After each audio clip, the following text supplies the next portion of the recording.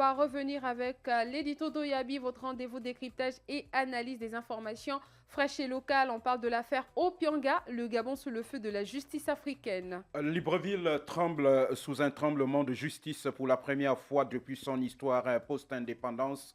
Le Gabon est sommé de répondre devant la Commission africaine des droits de l'homme, une scène où s'entrelacent passion, accusation, défis institutionnels. Ce procès continental contre l'État porté par le cabinet Ben Simon et associé au nom de Hervé Patrick Opianga expose des allégations d'atteinte grave à la dignité et aux droits fondamentaux étayés par une montagne de pièces et constat et résonne comme un orage dans le ciel politico-juridique gabonais. La recevabilité de la plainte change-t-elle tout pour l'État gabonais? Becky est dans ce dossier qui mêle droit et symbolisme. La recevabilité de la plainte confirme que même un État ne peut échapper au miroir scrutateur de droits humains, obligeant Libreville à affronter des questions profondes sur sa légitimité et son rapport à la justice. Que révèle cette affaire sur l'état de la nation et ses libertés?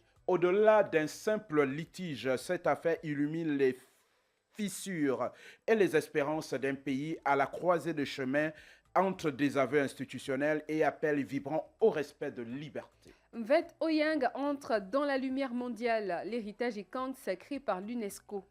En effet, Becky est comme un chant ancien qui s'élève aux cieux. Le Mvet Eyang, art musical et épopée orale et savoir-faire des communautés Ekang vient d'être inscrit sur la liste représentative du patrimoine culturel immatériel, allais-je dire, de l'humanité par l'UNESCO lors de la 20e session du comité intergouvernemental à New Delhi, en Inde. Un moment de fierté qui fait vibrer les cœurs d'Afrique centrale.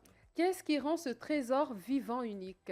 Ce trésor vivant mêlant histoire, épique, danse et traditionnel instruments à cordes et à la fois récits, musiciens et communautés réunis, une âme qui pulse au rythme de valeurs collectives et de la mémoire partagée. Pourquoi l'UNESCO reconnaît-elle ces traditions comme essentielles?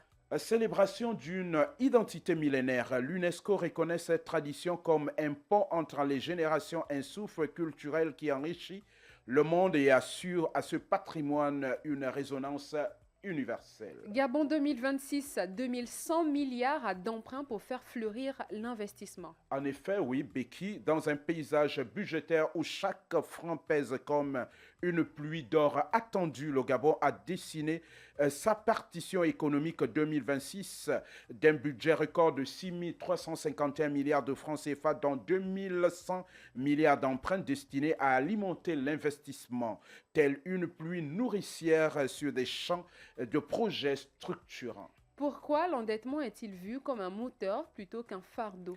Pour Harry-Claude Oyima, ministre de l'économie et du budget, l'endettement n'est pas un fardeau mais un enjeu fertile nécessaire pour bâtir routes, écoles et hôpitaux et sortir le pays de l'insuffisance criarde d'infrastructures. Comment le budget 2026 transforme-t-il l'emprunt en levier de croissance? Becky, alors que les recettes propres couvrent le fonctionnement courant et les salaires, cette stratégie audacieuse mise sur l'investissement pour booster l'économie, transformant l'emprunt en levier de croissance plutôt qu'en simple charge financière. Merci Roland, merci pour toutes ces informations.